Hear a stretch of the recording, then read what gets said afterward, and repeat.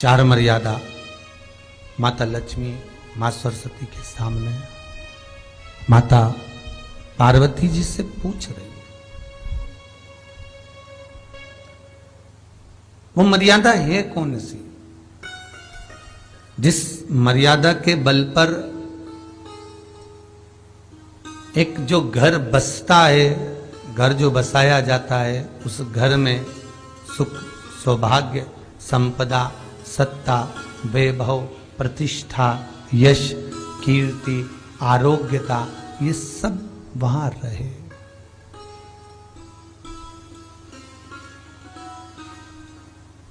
पहला, मां पार्वती ने माता लक्ष्मी को कहा, अतिथि देवो भव।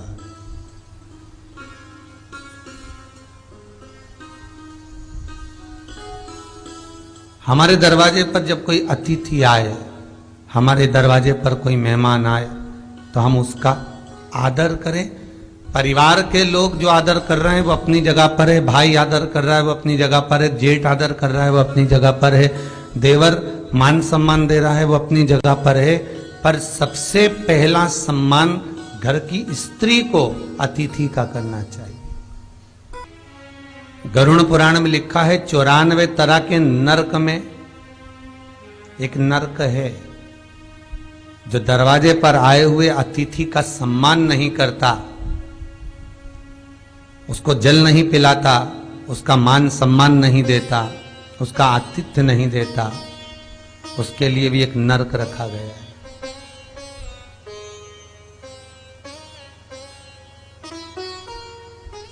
हजारों नरकों में एक नरक वो भी है जिसका हमने आतिथ्य ना करा हो। मेरा बहुओं से निवेदन है, सास के रिश्तेदार आए तो आप उनका भी आदर करिए, और आपके रिश्तेदार आए तो आप उनका भी आदर करिए। जेठानी के रिश्तेदार आए तो आप उनका भी आदर करिए, और देवरानी के रिश्तेदार आए तो आप उनका भी आदर करिए। आप किसी न किसी रूप में जो अतिथि आया है वो न जेठ का है, न देवर का है, न वो सास का है, अतिथि घर का है। किसी घर के दरवाजे पर जो तुलसी का पौधा होता है, जीवन में सबसे पहले अगर दुख आता है, तकलीफ आती है, कष्ट आता है, बीमारी आती है, रोग आता है, कोई बड़ा घटना घटने वाली होती है, कोई बड़ा कष्ट आने वाला होता है, तो लक्ष्मी जी से माता पार्वती कह रही है, घर में जो तुलसी का पौधा होता है सबसे पहले घात उसी पर होती है। तुलसी का पौधा सूख जाता है, समाप्त हो।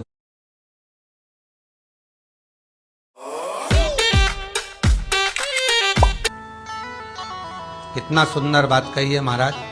तुलसी के क्यारे में, पद्म पुराण, तुलसी के क्यारे में जो हम जल डालते हैं, वो जल हमने जब डाला और वो जल अगर नीचे गिर रहा है, उसका भी दोष वर्णन है महाराज। उसका भी दोष हमारे शास्त्रों में वर्णित किया गया। तुलसी के क्यारे में अगर जल डाल रहे हैं और वो जल जमीन पर बह रहा है, गिर रहा है, उसका भी दोष है। तुलसी के क्यारे में उतना ही जल दिया जाए जितनी मट्टी सोख ले। 2-4 8 बूंद पानी गिरे चल जाएगा। तुलसी के क्यारे में छिद्र रहता है, बूंद बूंद पानी टपक जाए वो चल जाएगा। पर तुमने तुलसी के क्यारे में जो जल भरा, लोटा भर भर के डाल दिया, और ऊपर से जो जल कुंडा भरा कर उलीच में से, अर्थात भराने के बाद जो नीचे गिर रहा है, वो दोषपूर्ण है महाराज, उसकी दोषता है।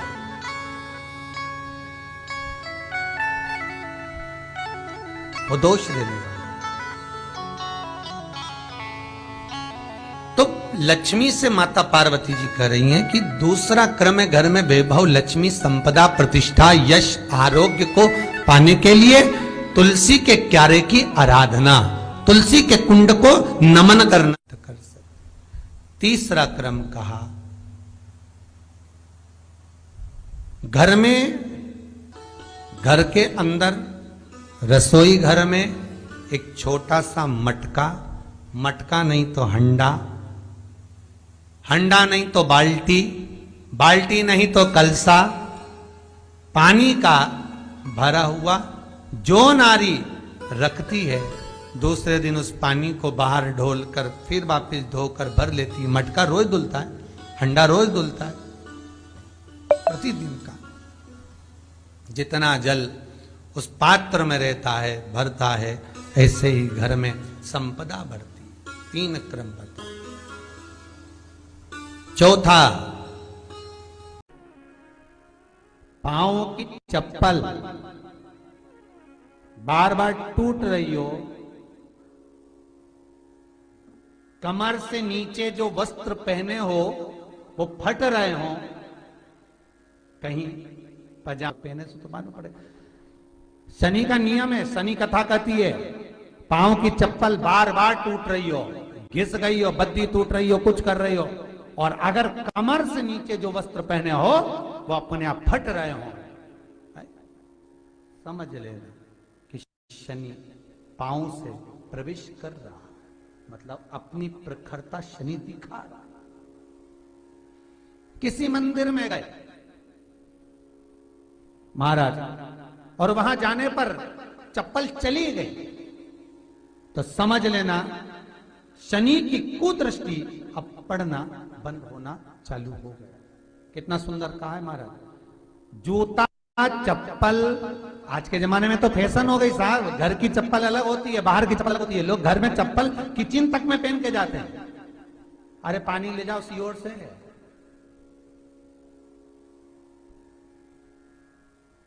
रसोई घर में लोग चप्पल पहन कर जाते हैं, जहां भगवान का प्रसाद बन रहा है, जहां अन्नपूर्णा निवास कर रही है, और पूछो तो कह किचन की चप्पल है तो माथे पे रख लो, किचन की है।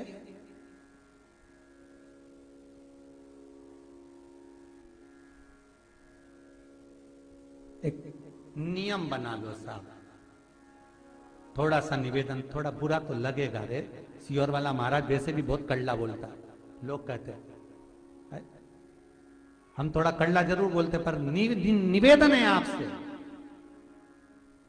तुम अपनी मां को जरूर देखना है एक बार। वो बूढ़ी मां कितनी बार किचन में चप्पल पहन कर गई, मुझे जरूर फोन कर कर बताना।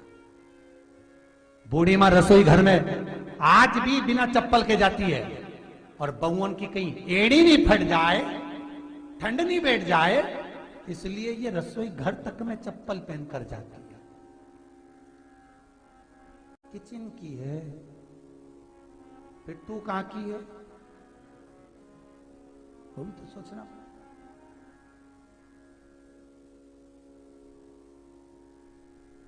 कोड़ी कोड़ी माया जोड़ी के नर तूने लगा, कब तक